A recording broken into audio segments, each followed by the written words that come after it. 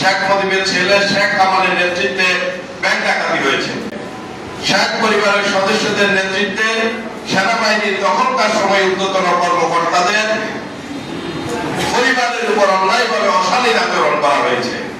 শেখ মুজিবের ছেলে শেখ কামালের নেতৃত্বে ডাকসুর ব্যালট বাক্স ছিনতাই হয়েছে। লক্ষ্মীপুর পৌরসভার ভিতরে ৫ নম্বর ওয়ার্ড বরাবরই জাতীয়তাবাদী যুব দলের আমাদের কাছে অতটা শক্তিশালী ভিত্তির উপর আমরা দাঁড়াতে পারি না, কিন্তু শক্ত কিন্তু ওইভাবে আমরা পারি না। বিগত দিনের সবকিছু মিলাই কিন্তু আমাদের আন্দোলন সংগ্রাম, আমরা যখন বেশিবাদী বিরোধী আন্দোলনে এই পৌরসভায় বিভিন্ন আন্দোলন সংগ্রাম করেছি, আমাদের ৫ নম্বর ওয়ার্ড থেকে বেশ কিছু যুব দলের বন্ধুরা আমাদের সাথে যে সকল সংগ্রামে জীবন মৃত্যুকে আলিঙ্গন করে সংগ্রাম করতে হয়েছে, সেই সকল সংগ্রামে ৫ নম্বর ওয়ার্ডে আমরা কিছু ভাই বন্ধুকে পেয়েছি। তারা আমাদের সাথে অংশগ্রহণ করেছে। আপনাদের সবাইকে তাদেরকেও আমরা ধন্যবাদ অভিনন্দন জানাচ্ছি।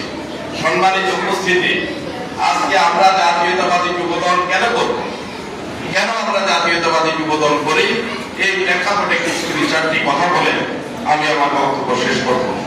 সম্মানিত উপস্থিতি, বাংলাদেশের স্বাধীনতার উত্তর এই দেশ যখন স্বাধীন হয়েছে, যুদ্ধ বিধ্বস্ত এই দেশ পুনর্গঠনের জন্য এদেশের মানুষ সেদিন শেখ মুজিবকে ভোট দিয়েছে। শেখ মুজিব বাংলাদেশের ক্ষমতায় এসেছে। শেখ মুজিব বাংলাদেশের রাষ্ট্রীয় ক্ষমতা আসার পরে আমরা কি দেখলাম, দেশবাসী তখনকার সময়ে কি প্রত্যক্ষ করেছে।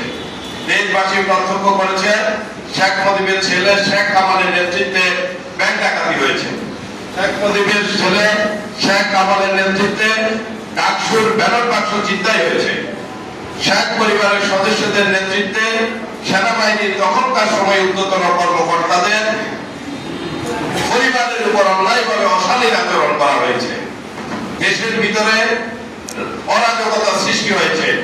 যুব সমাজ চাঁদাবাজি, যুব সমাজ মাদক, যুব সমাজ কর্মবিমুখ হয়ে অসামাজিক কার্যকলাপে লিপ্ত হয়েছিল।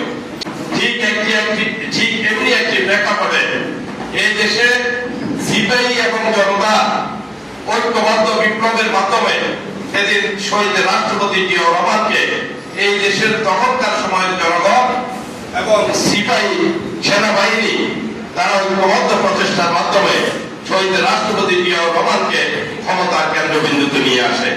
তারপরে শহীদ রাষ্ট্রপতি জিয়া রহমানের সময় এই দেশের সুন্দর একটি ভোট হয়েছিল, রাষ্ট্রপতি ভোট হয়েছিল হ্যাঁ এবং না।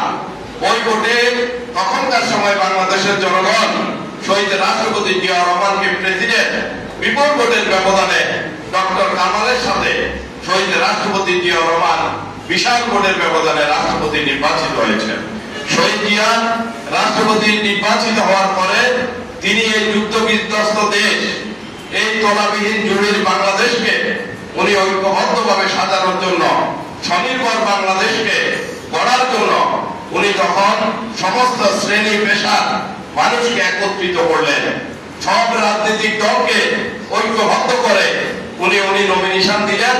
উনি যারা এমপি নির্বাচিত হয়েছেন তাদেরকে নিয়ে উনি সংসদ গঠন করে দেশ পরিচালনা করলেন।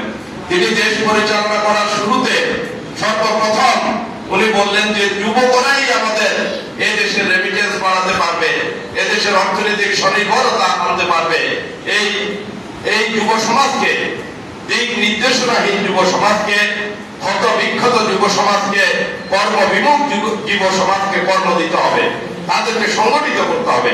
তখন শহীদ রাষ্ট্রপতি জিয়া রহমান যুব অধিদপ্তরের মাধ্যমে বাংলাদেশের যুবকদেরকে বিভিন্ন ট্রেনিং দেওয়া শুরু করলো। যার যার যোগ্যতা অনুযায়ী কর্মের সৃষ্টি করে দিয়ে তাদেরকে বিদেশে পাঠালো। বিদেশে আস্তে আস্তে আমাদের মধ্যপ্রাচ্যে আমাদের লোকজন, আমাদের যুবকেরা গেল, দেশ স্বনির্ভরতার দিকে এগিয়ে গেল। বিদেশি রেমিটেন্স আসতে থাকলো। এক ফ্যামিলিতে একজন যুবক বিদেশে ৪-৫ জনের কর্মসংস্থানের ব্যবস্থা আল্লাহ তাআলা করে দিয়েছিল। দেশীয় যুব অধিদপ্তর পরবর্তীতে যুব মন্ত্রণালয়ের মাধ্যমে যার যার যোগ্যতা অনুযায়ী ট্রেনিং দিয়ে তাদেরকে কর্মক্ষম করে। এই যুবকরাই যুব শক্তিতে রূপান্তরিত হয়ে বাংলাদেশের অর্থনীতির চালিকা শক্তি সমৃদ্ধির দিকে চলে যায়। ঠিক এমনি একটি মুহূর্তে দেশি বিদেশি নানা ষড়যন্ত্রের মাধ্যমে শহীদ রাষ্ট্রপতি জিয়া রহমান চট্টগ্রামের ঐতিহাসিক সার্কিট হাউসে শাহাদাত বরণ করেন। দেশের জন্য উনি সেদিন জীবন দিয়েছেন। ওনার জীবন দেওয়ার পরে বিচারপতি সাত্তার বাংলাদেশের রাষ্ট্রীয় ক্ষমতায় আসে। আসার পরে স্বৈরাচারী এরশাদ ষড়যন্ত্র করে বন্দুকের নলের মাধ্যমে সাত্তারকে ক্ষমতাচ্যুত করে সেই ক্ষমতায় আসে। আসার পরবর্তীতে আমাদের বিএনপির বিরুদ্ধে নানান ষড়যন্ত্র শুরু হয়। বিএনপির নেতৃত্ব শূন্যতা দেখা যায়। পরবর্তীতে আমাদের নেত্রী, আপনাদের নেত্রী, বাংলাদেশের সংসদীয় গণতন্ত্রের সবচেয়ে জনপ্রিয় নেত্রী, সাবেক মাননীয় প্রধানমন্ত্রী দেশনেত্রী বেগম খালেদা জিয়া বিএনপির হাল ধরে। বিএনপির হাল ধরার পরে উনি বাংলাদেশের টেকনাফ থেকে তেতুলিয়া, রূপসা থেকে পাথুরিয়া দলকে সংগঠিত করে। তখনকার সময় যুব শক্তিকে আবার সংগঠিত করে, এরশাদ বিরোধী আন্দোলন সংগঠিত করে। ওই আন্দোলনে জাতীয়তাবাদী ছাত্রদল, জাতীয়তাবাদী যুবদল, যুবকদের সম্মিলিত প্রচেষ্টায় 3 দলের 3 জোটের 5 দল, 7 দল, 8 দলের রূপরেখা অনুযায়ী সেদিন স্বৈরাচার এই দেশে পতন হয়। জাতীয়তাবাদী ছাত্রদল, যুবদল সেদিন গৌরব উজ্জ্বল ভূমিকা পালন করে। 1991 সালে বিচারপতি শাহাবুদ্দিন তত্ত্বাবধায়ক সরকারের প্রধান হয়। এদেশে একটি সুন্দর নির্বাচন হয়। ওই নির্বাচনে বহির্বিশ্বের জরিপকে ভুল ব্যাখ্যা দিয়ে সেদিন দেশনেত্রী বেগম খালেদা জিয়ার নেতৃত্বে বিএনপি রাষ্ট্রীয় ক্ষমতায় যায়। দেশনেত্রী বেগম খালেদা জিয়া রাষ্ট্রীয় ক্ষমতায় গিয়ে বাংলাদেশকে রাষ্ট্রপতি শাসিত, গভর্নমেন্টকে প্রধানমন্ত্রী শাসিত সংসদীয় গণতন্ত্রে আনে এবং এই দেশে আবার যুব শক্তিকে সংগঠিত করে, কর্মক্ষম করে, যুবকদেরকে বেকার সমস্যার সমাধান করার চেষ্টা করে। এই সকল নানান ছড়াই উতরাই গিয়ে নানান ষড়যন্ত্রের পরেও এই দেশ সেদিন খালেদা জিয়ার নেতৃত্বে এগিয়ে যাচ্ছিল।